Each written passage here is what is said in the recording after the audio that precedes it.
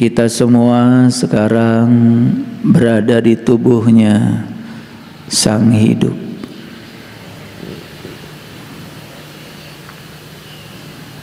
Bukan Tuhan ada dalam diri kita. Yang sebenarnya adalah kita-kita ini ada dalam dirinya beliau. Orang yang berkesadaran tinggi adalah orang yang selalu merasakan kemanunggalan bersamanya setiap saat. Sehingga tidak pernah satu detik pun ada ilusi keterpisahan. Ketika kita sudah sampai di samudra, kita bukan lagi sebagai sebuah tetes air. Kita menjadi samudra itu sendiri. Inna lillahi wa inna ilaihi raji'un bukan doa untuk orang mati, tetapi doa untuk orang hidup sebetulnya, agar kita merasakan mati selagi hidup. Karena dengan cara seperti itu kita bisa memanunggal walaupun kita masih ada di sini. Maka siapa yang sudah terbuka mata kolbunya di sini saat ini, sekarang, maka dia akan terbuka untuk selama-lamanya.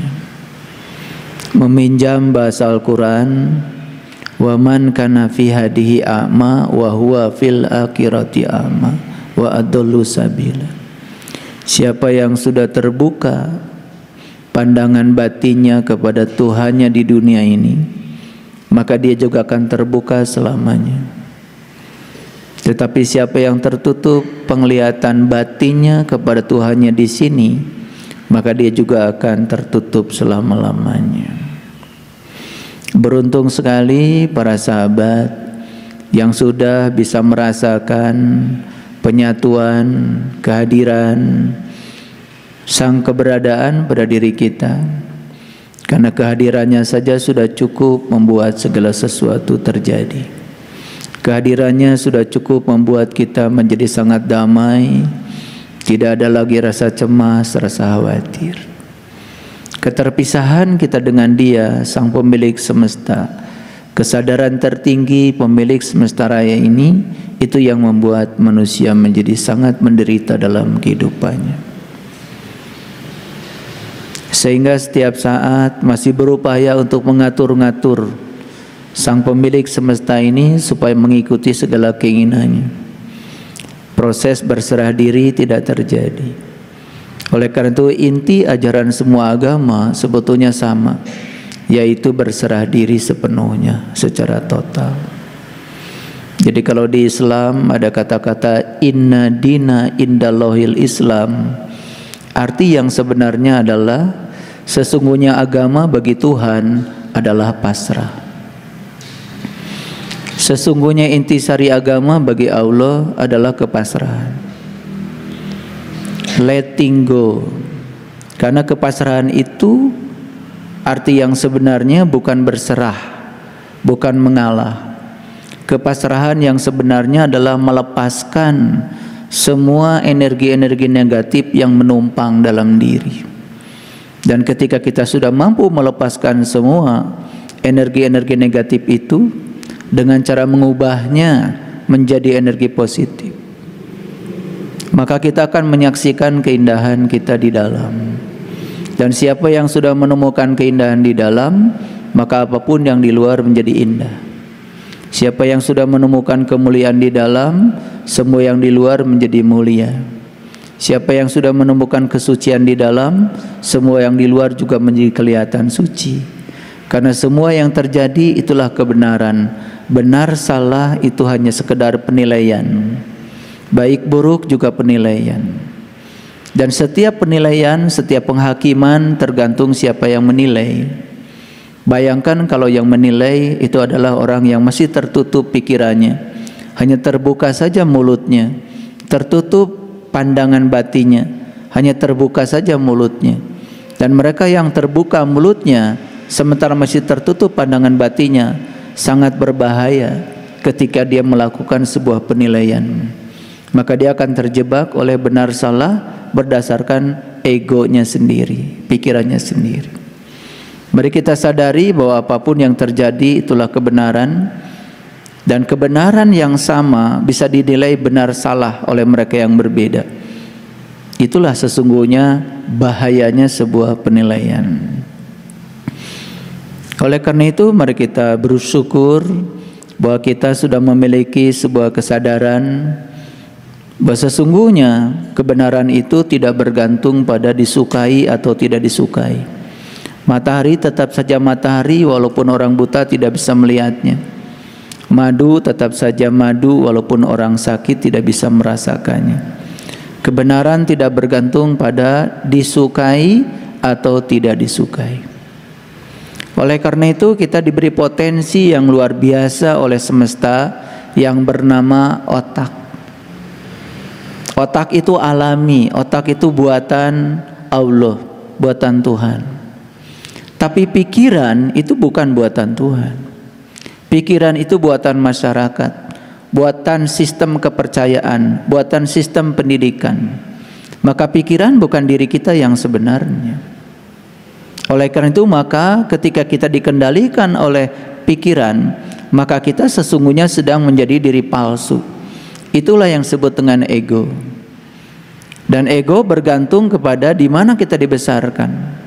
Oleh karena itu maka pikiran menjadi sangat beragam. Orang yang dibesarkan di lingkungan agama A, dia akan berpikiran A.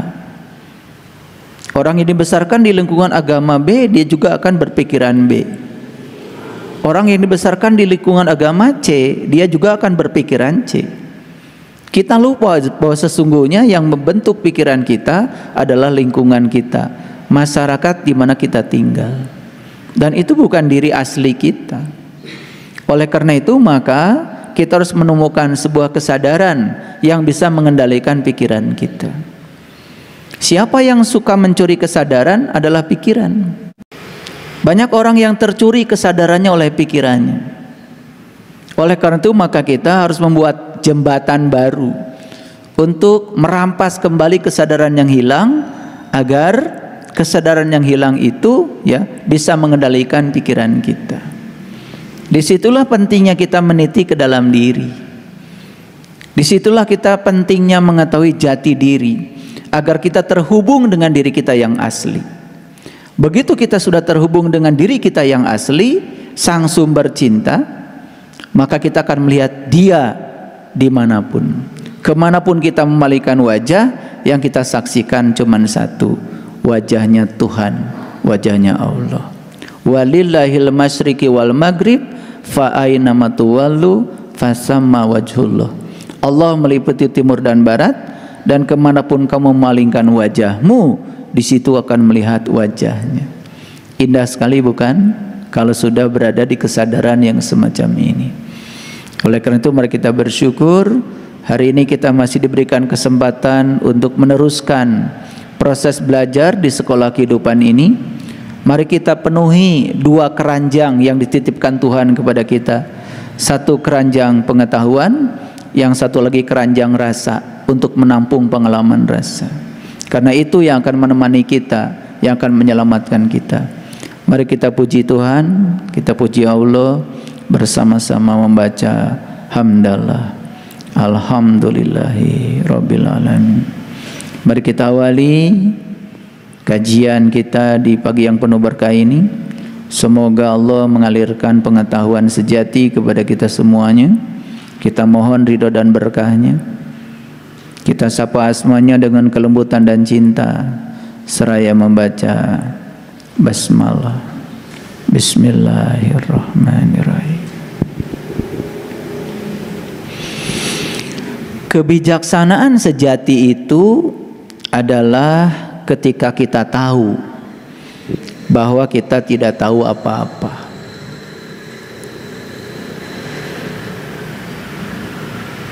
Sekali lagi, kebijaksanaan sejati itu adalah ketika kita tahu bahwa kita tidak tahu apa-apa. Itu yang disebut dengan kebijaksanaan sejati. Saat kita tahu bahwa kita tidak tahu apa-apa. Ketika kita membaca kitab suci, kalau kita membaca kitab suci pakai mata kita, maka yang terlihat cuma kata-kata. Dan ketika kita membaca kitab suci dengan otak kita, yang terlihat juga cuma pengetahuan biasa. Dan ketika kita membaca kitab suci dengan hati kita, di situ kita sudah mulai bisa melihat cinta. Dan ketika kita membaca kitab suci dengan segenap jiwa kita, dengan cahaya yang diberikan semesta kepada kita, disitulah kita baru bisa melihat sang pemilik semesta.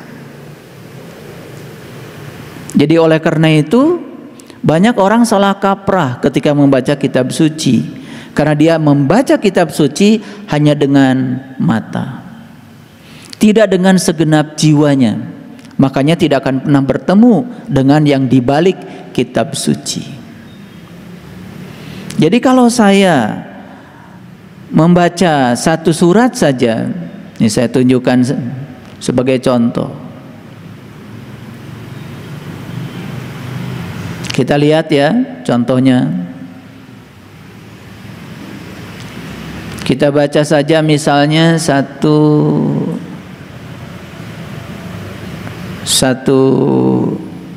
contoh ya, surah Yasin misalnya, ini karena sudah akrab ya dengan kita semua. Oke,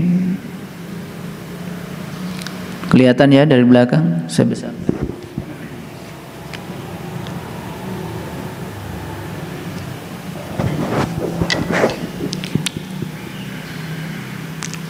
Ada pernyataan seperti ini di dalam kitab suci. Bismillahirrahmanirrahim. Yasin. Kalau kita melihat dengan mata, kita hanya melihat ini sebagai kata-kata. Kalau kita melihat dengan pikiran, ini juga cuma sekedar pengetahuan. Oh, ada surat namanya Yasin, ayat pertama bunyinya Yasin, itu pengetahuan. Kalau kita melihatnya dengan hati, nah, dengan kolbu, kita akan mulai melihat cinta di sini. Apalagi kalau kita bisa menggunakan penglihatan kita yang namanya penglihatan kolbu. Karena ketika kita menggunakan penglihatan kolbu, disitulah Sang Maha Cahaya akan hadir untuk mencahayakan kita. Semua kata-kata akan hilang, yang muncul adalah Dia saja. Mari kita buktikan.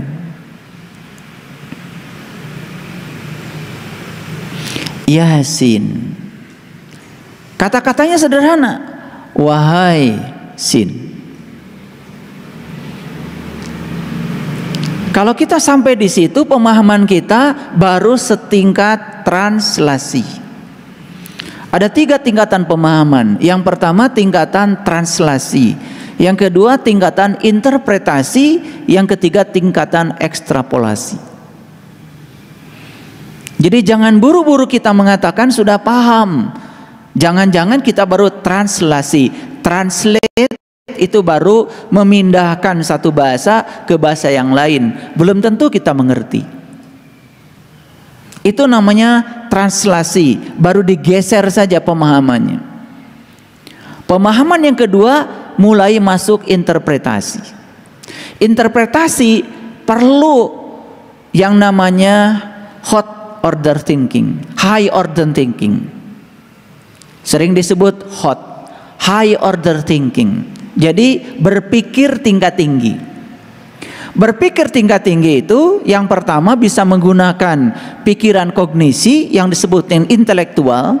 Yang kedua kita melampaui kognisi yang disebut dengan kecerdasan spiritual.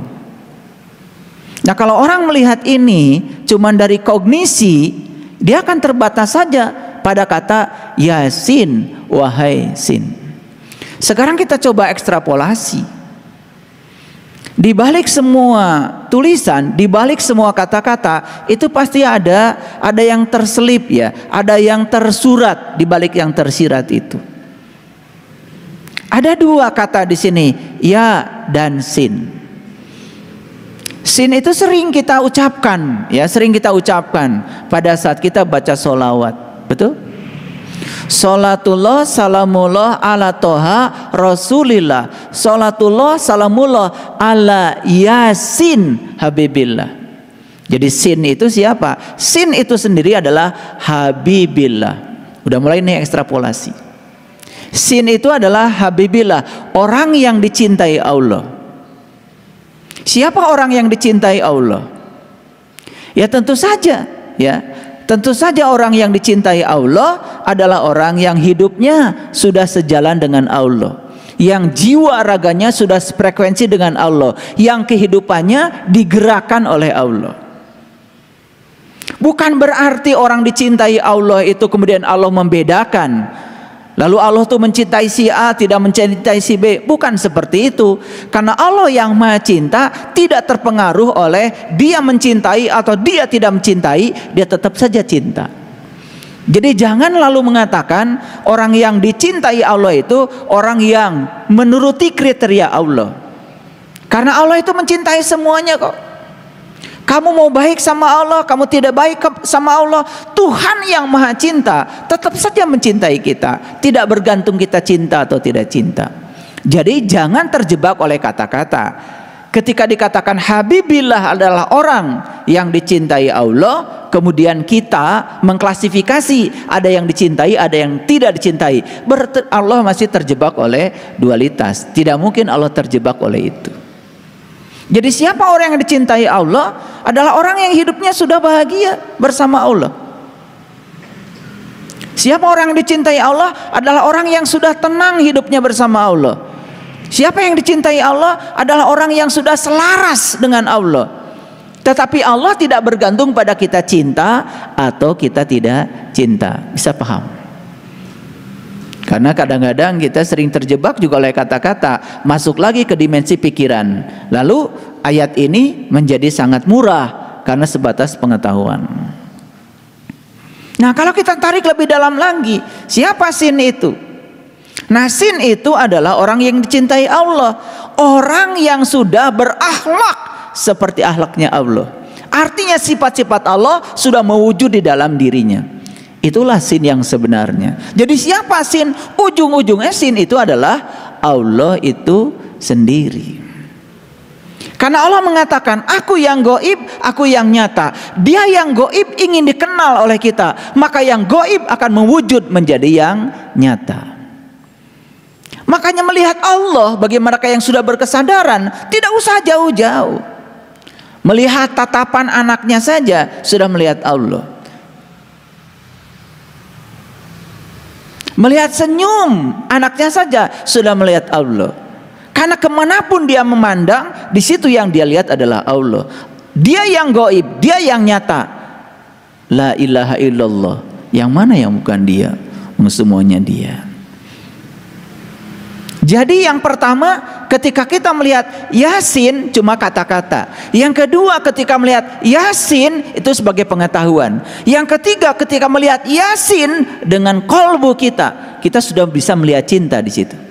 Yang keempat, kalau kita sudah bisa melihat Yasin dengan segenap jiwa kita, maka kita akan melihat Tuhan di balik Yasin itu. Keren gak kalau gitu? Nah, sekarang berapa banyak orang yang membaca kitab suci sampai bisa melihat Tuhan di baliknya. Nah, itulah pentingnya kita melihat dalam terang. Karena dalam kegelapan selalu saja salah persepsi, salah interpretasi, salah proyeksi. Dan kebanyakan manusia melihat sesuatu dalam kegelapan pikirannya, dalam kegelapan jiwanya. Yang muncul adalah ego. Lalu menafsirkan ayat hanya berdasarkan egonya sendiri, kepentingan pribadi yang melekat di situ. Apa yang terjadi? Itu sangat berbahaya.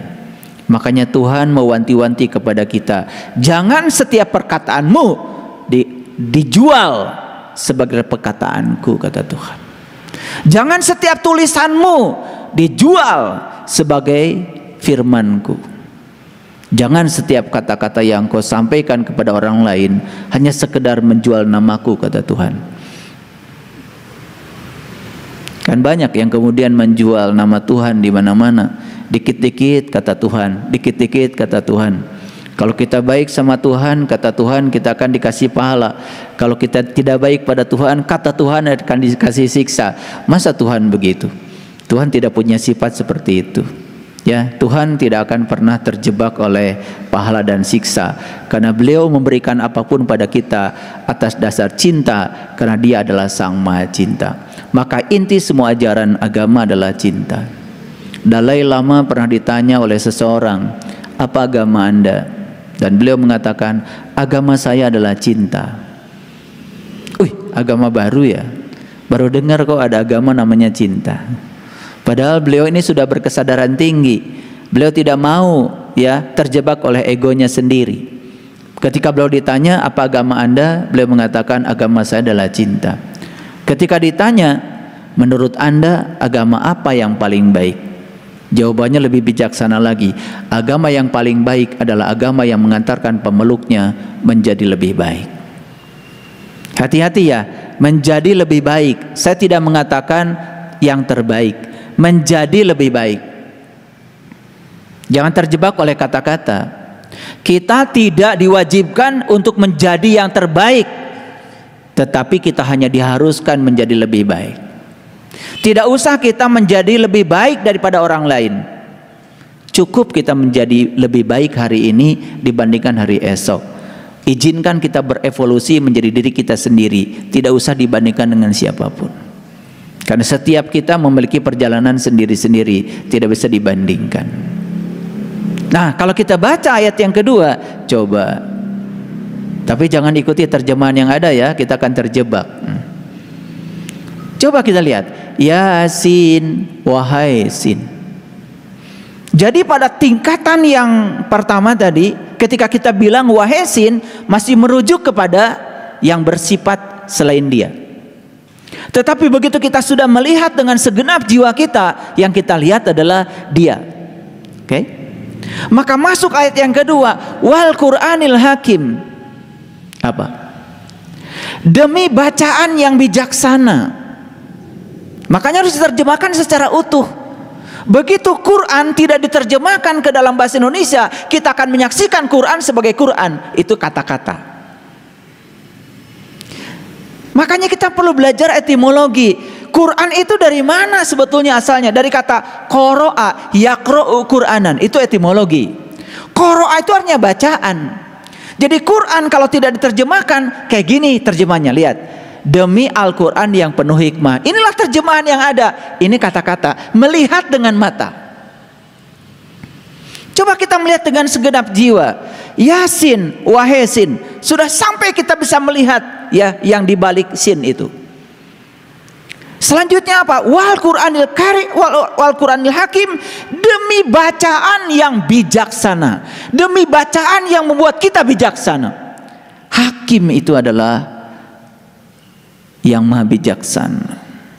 Berani sekali ya pengadilan dunia ini mengambil satu nama Tuhan yang maha bijaksana untuk dilekatkan pada sebuah jabatan Dia. Bayangkan, berani sekali. Makanya para hakim ya, para hakim yang mengadili manusia itu harusnya sadar dengan kata hakim yang dipakai dan melekat dalam namanya. Karena itu diambil dari nama, salah satu nama Tuhan yang maha bijaksana. Seorang hakim itu harusnya sudah tidak terjebak oleh benar salah, tetapi dia hanya melihat kebenaran. Tidak terjebak oleh baik buruk, dia hanya melihat cinta kasih. Harusnya begitu. Makanya seorang hakim yang sudah mencapai kebijaksanaan, baru dia bisa bertindak adil. Para sahabatku, apa yang bisa lihat dari sini? Wal Qur'anil Hakim, demi bacaan yang membuat kita menjadi bijaksana. Coba lihat saya semuanya. Apakah kita bisa bijaksana dengan baca buku tentang kebijaksanaan? Apakah kita bisa menjadi bijaksana dengan membaca tulisan-tulisan dari orang bijaksana? Tidak. Apakah kita menjadi bijaksana dengan membaca kata-kata bijak? Ayo, bacalah semua kata-kata bijak, hafalkan. Paling juga kalian cuma pura-pura bijak dengan kata-kata bijak. Betul nggak? Iya. Tetapi kebijaksanaannya tidak ada. Karena kebijaksanaan itu hanya akan muncul dari pengalaman. Kebijaksanaan itu hanya muncul dari learning to do, hasil belajar, bukan hasil membaca. Kita tidak akan pernah bertemu Tuhan dengan membaca buku tentang Tuhan. Karena buku tentang Tuhan adalah penjelasan tentang Tuhan. Persepsi si penulis tentang Tuhan itu persepsi, dan itu bukan Tuhan. Makanya Tuhan tidak bisa dijelaskan, tidak bisa diterangkan, bahkan dia tidak punya nama, hanya bisa ditemui dan dirasakan kehadirannya. Itulah pentingnya seorang guru penuntun untuk merasakan itu. Jadi demi bacaan yang membuat kita bijaksana. Bacaan apa yang membuat kita bijaksana? Membaca pengalaman hidup yang terjadi dalam diri kita sebagai kebenaran. Coba lihat saya semuanya. Begitu kita membaca masa lalu kita dengan bijaksana, dengan jernih, dengan cerdas, dengan kematangan dan kesadaran yang kita capai hari ini, kita akan melihat bahwa yang mengantarkan saya menjadi saya hari ini adalah masa lalu saya. Yang mengantarkan saya menjadi seperti hari ini adalah orang-orang yang pernah berinteraksi dengan saya di masa lalu. Yang membuat saya melepaskan semua kemelekatan saya pada semua yang saya miliki adalah orang-orang yang pernah mencuri harta yang disebut milik saya. Yang membuat saya sekarang menjadi sangat lapang hari ini adalah orang-orang yang pernah datang kepada kehidupan saya dan menjatuhkan nama baik saya. Ada yang buruk nggak di situ? Nggak ada. Itulah bacaan yang membuat kita bijaksana. Karena kita sadar bahwa sesungguhnya apa yang terjadi itulah kebenaran. Kita sudah melihat sin dalam diri kita. Makanya sin itu gerginya 3 kan? Sin itu gerginya 3. 3 itu 1 bertemu dengan 2. Makanya kalau di Quran ada kata-kata, ya, aku angkat 12 pemimpin. Nabi Musa mencapai pencerahan tepat saat dia memukul batu, terpancarlah 12 mata air. Makanya 1 bertemu 2. Wisnu, Siwa bertemu Brahma. Nur Insan bertemu Nurullah dan Nur Muhammad. Roh Kudus bertemu Bapa dan Putra. Sukma bertemu Sukma Kawakas dan Sukma Sejati. 1 ketemu 2, 1 ketemu 2, itulah 3. Makanya di Quran dikatakan laqad kafaral ladzina qalu innallaha salisu salasa. Sungguh tertutuplah orang-orang yang mengatakan bahwa Allah salah satu dari yang 3. Itu Quran. Jadi ketika 1 sudah bisa mengenali yang 2, itulah syahadat sejati. Dan syahadat sejati bukan kata-kata, tetapi penglihatan nyata dari pandangan kolbu kita. Itulah pentingnya kenapa kolbu kita harus terbuka. Semua nabi, semua rasul, para sunan, para wali, para bijak, para suci mengajarkan yang sama. Itu sebabnya jalan menuju kebijaksanaan, kita mengenal diri sejati kita sebagai Sang Maha Cahaya. Makanya kalau kita sudah melihat sesuatu dengan cahaya di atas cahaya, semuanya menjadi terang benderang. Tidak akan salah persepsi, tidak akan salah proyeksi. Jadi beruntung kalian yang sudah dapat pencerahan.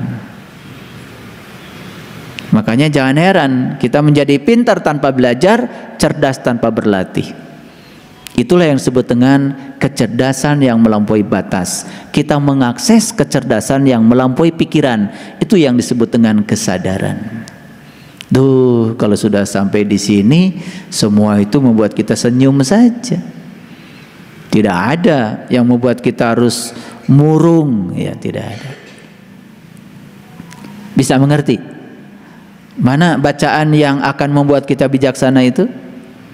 Bacaan tentang pengalaman diri, perjalanan diri.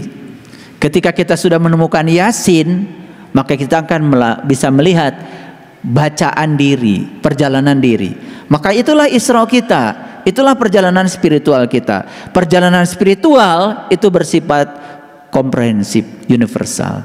Semua perjalanan hidup sebetulnya perjalanan spiritual. Coba kita lihat ke belakang. Oh, dulu saya pernah hilang rumah saya karena saya ditipu orang. Oh, ketika saya ditipu orang, sebetulnya karena saat itu kesadaran saya rendah, saya masih bodoh. Saya tidak akan menyalahkan orang. Kalau saya masih ditipu orang, berarti saya masih bodoh. Yang salah adalah saya. Nah, orang-orang yang berkesadaran tinggi tidak pernah melihat keluar, selalu melihat ke dalam, selalu melihat ke dalam. Itulah bacaan yang bijaksana. Silakan kalian lihat ke dalam diri kalian, kalian akan menjadi bijaksana. Lalu kita akan melihat, oh, tidak ada perjalanan yang buruk ya di masa lalu saya. Hari ini saya menjadi penuh cinta kasih karena dulu saya pernah banyak dibenci orang. Hari ini saya menjadi orang baik karena di masa lalu saya pernah dihadapkan pada orang-orang yang saya sebut tidak baik. Hari ini saya begitu mudah untuk menerima segala kontradiksi karena di masa lalu saya terbiasa untuk menerima kontradiksi. Karena semakin menolak kontradiksi, ternyata kontradiksi itu semakin datang berulang-ulang. Maka tidak ada lagi yang harus saya hindari kecuali saya menerimanya. Makanya saya sering mengatakan pencerahan itu adalah saat kita menemukan tidak ada lagi yang bisa kita temukan. Pencerahan itu saat kita menyadari tidak ada tempat untuk pergi. So, badai angkat ke mana? Mau pergi ke mana? Ya. Di kalau Romo tadi mengatakan ada aliran ini, aliran itu. Dan Romo memilih aliran Sadayana. Itu sudah pemikirannya sudah mulai universal. Karena kalau kita masih ada di aliran ini, aliran itu, aliran ini, aliran itu, bahkan kita merasa aliran kita paling benar, kita akan terjebak oleh kotak buatan kita sendiri. Namanya kita sedang mengkotakkan diri. Begitu mengkotakkan diri, merasa yang paling benar, sulit untuk menerima kebenaran dari pihak lain. Bisa sekarang melihat Quran yang bacaan yang akan mengantarkan kita menemukan kebijaksanaan. Sering kan kalian baca surah Yasin? Sering kan kalau ada orang sakit mau sekarat baca Yasin. Betul nggak? Malam Jumat baca Yasin. Padahal Yasin ini buat Jumatan, supaya kita Jumatan, supaya kita manunggal dengan kesadaran kita, supaya kita manunggal dengan sidratil muntaha kita, supaya kita merasakan kehadiran Allah dalam diri kita. Itulah pesan dari surah Yasin. Coba lanjutkan lagi. Apa berikutnya? Innaka laminal mursalin. Sesungguhnya Anda adalah seorang utusan. Sesungguhnya Anda adalah utusan. Apa sih yang tidak diutus ke semesta ini? Semua yang datang ke semesta ini adalah utusannya. Semua manusia yang datang ke semesta ini adalah utusannya. Kalau tidak diutus, gak ada kamu. Tapi kata utusan ini sering disempitkan oleh kita sendiri, seakan-akan utusan itu seseorang. Semua yang ada di semesta ini utusannya, semua hewan utusannya, semua pohon utusannya, semua makhluk utusannya, semua manusia utusannya, dan diutus ke semesta ini tentu saja punya maksud diutus. Tuh. Sesungguhnya Anda adalah utusan. Jadi utusan itu luas sekali. Ayo kita bisa melihat utusan lebih jauh lagi. Lihat saya semuanya. Ada orang pinjam mobil saya, baru dibeli 9,5, mobil baru. Alhamdulillah sampai sekarang nggak balik lagi tuh mobil. Utusan bukan? Utusan bukan? Berani nggak menyebut itu utusan?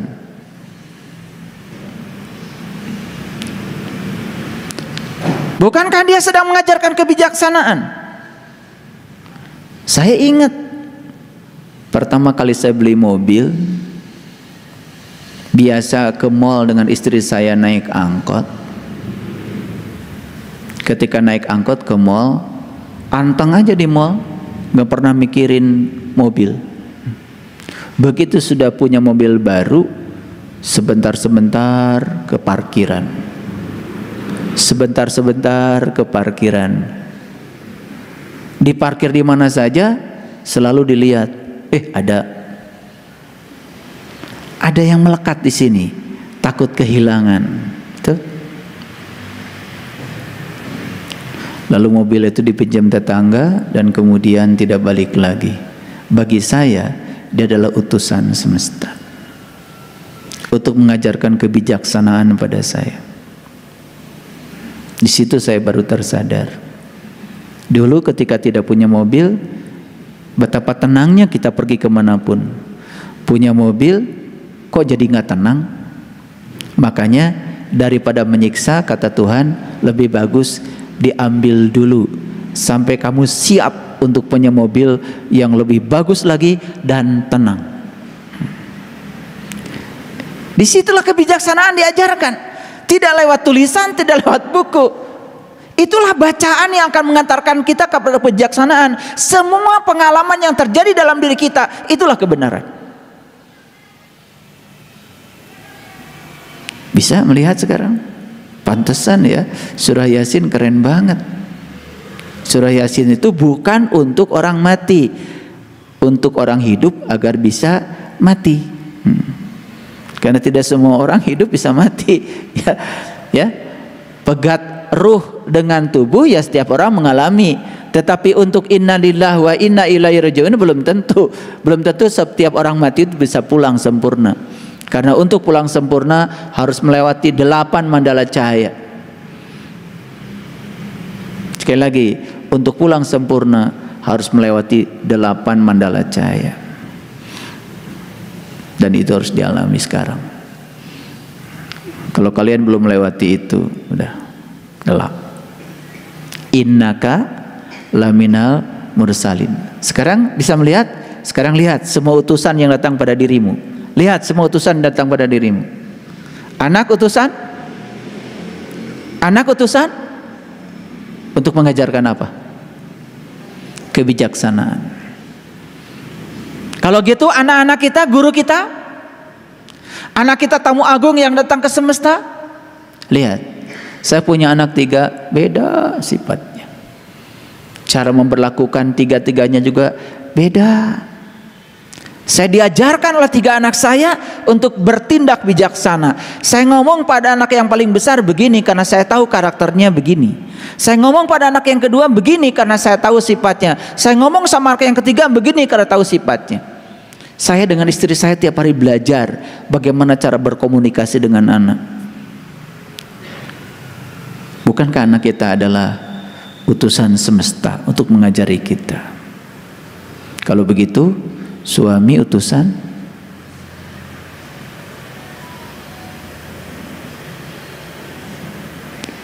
suaminya galak, utusan, suaminya baik, utusan, suaminya gampang marah, utusan, suaminya tidak sabar, utusan, istrinya boros, utusan. Apa coba? Kalau punya istri boros, apa pesannya? Pesannya berarti sang suami harus banyak duit. Nah, kalau kita melihatnya semua utusan, innaka laminal mursalin, keren semuanya. Karena semua utusan, tidak ada satupun yang sia-sia. Baik buruk adalah penilaian. Ketika membebaskan penilaian kita pada semuanya, yang dilihat kebenaran, kita akan menjadi bijaksana.